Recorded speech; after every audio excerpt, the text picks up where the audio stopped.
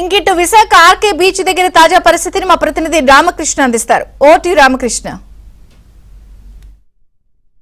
విశాఖలో ఏర్పడిన తుఫాను తీవ్ర తుఫానుగా మారింది. మనం చూడొచ్చు ప్రస్తుతం విశాఖపట్నంలోని ఆర్కే బీచ్ దగ్గర ఉన్నాం. ఇక్కడ సముద్రం కూడా అల్లకల్లోలంగా ఉంది. కెరటాలు కూడా ఎగిసిపడుతున్నాయి. చాలా ఉధృతంగా కూడా గాలు కూడా వీస్తున్నాయి. అది ఈ సమీపంలోని ఎవరు రావద్దు అని ఇటువైపు జీవీఎంసీ అధికారులు అటు పోలీసులు కూడా చెప్తున్నారు. అయినా సరే కొంతమంది తెలియక వస్తున్నారు బీచ్ ని చూడడానికి. మనం చూడొచ్చు కొన్ని విజువల్స్ లో కూడా ఆర్కే బీచ్ సమీపంలో ఉన్న చాలా మంది సందర్శకులు వాళ్ళ నుంచి బీచ్ ని సందర్శించడానికి వస్తే వాళ్ళందరినీ పోలీసులు అలాగే జీవీఎంసీ సిబ్బంది కూడా ఇక్కడ నుంచి వెళ్ళిపోవాలని కూడాను వాళ్ళందరినీ కూడా ఇక్కడ నుంచి పంపివేస్తున్నారు. ఏదేమైనా కూడాను ఈ తీవ్ర తుఫానుగా మారడంతో విశాఖపట్నంలోని ఈరోజు భారీ వర్షాలు పడ్డాయి. ఉదయం నుంచి కూడా పలు ప్రాంతాలు కూడా నీట మునిగాయి. అయితే అధికారులు జీవీఎంసీ అధికారులు ఎప్పటికప్పుడు అన్ని చర్యలు తీసుకుంటున్నారు. నగర మేయర్ పేలా శ్రీనివాసరావు అలాగే జీవీఎంసీ కమిషనర్ కేతన్ కార్క్ కూడాను నిన్న రాత్రి నుంచి కూడా క్షేత్రస్థాయిలో పర్యటిస్తున్నారు. బీచ్ పరిసర ప్రాంతాల్లో కూడాను పర్యటిస్తున్నారు.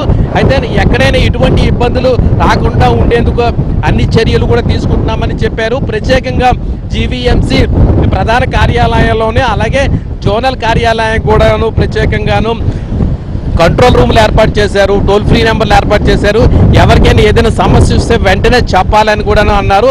అంతేకాకుండా జిల్లా కలెక్టర్ కార్యాలయంలో కూడాను ప్రత్యేకంగా కంట్రోల్ రూమ్ ఏర్పాటు చేసి టోల్ ఫ్రీ నెంబర్లు కూడా అక్కడ కూడాను ఏర్పాటు చేశారు. ఏదేమైనా కూడాను తుఫాను తీరం దాటేంత వరకు ఆ తర్వాత కూడా తుఫాను తీవ్రత తగ్గేంత వరకు కూడాను సిబ్బంది అంతా అప్రమత్తంగా ఉండాలని ఇటు జీవీఎంసీ కూడా అధికారులు చెప్తున్నారు. క్షేత్రస్థాయిలో కూడా పర్యటిస్తూ ఇటు మేయరు అటు జీవీఎంసీ కమిషనర్ కేతన్ కార్క్ కూడాను పర్యటిస్తూ ప్రజలను కూడా ఎప్పటికప్పుడు అప్రమత్తం చేస్తున్నారు. లోతట్టు ప్రాంత ఏరియాల్లో కూడాను అక్కడ ఎటువంటి చర్యలు తీసుకుంటున్నారో దగ్గరుండి పర్యవేక్షిస్తున్నారు. ఎందుకంటే ఈరోజు సాయంత్రం కానీ రాత్రి కానీ కాకినాడ సమీపంలోని ఈ తుఫాను తీరం దాటే అవకాశం ఉంది.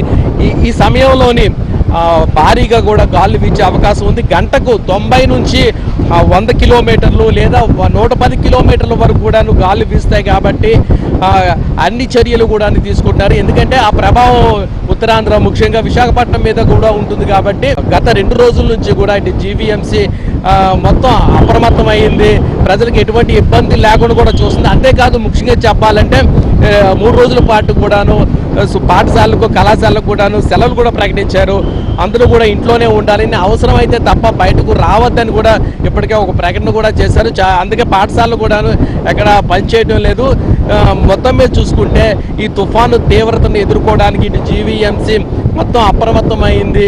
ఎటువంటి పరిస్థితినైనా ఎదుర్కొనేందుకు తాము సిద్ధంగా ఉన్నామని ప్రజలను కూడాను ఎటువంటి సహాయం కావాలన్నా చేస్తామని అందుకే టోల్ ఫ్రీ నెంబర్లు అలాగే కంట్రోల్ రూమ్లు ఏర్పాటు చేశామని మేయర్ పేలా శ్రీనివాసరావు అలాగే జీవీఎంసీ కమిషనర్ కేతన్ గారికి కూడా చెప్పారు. వీడియో జర్నలిస్టు విజయ్తో రామకృష్ణ, ఏబిఎన్ ఆంధ్రజ్యోతి, విశాఖపట్నం.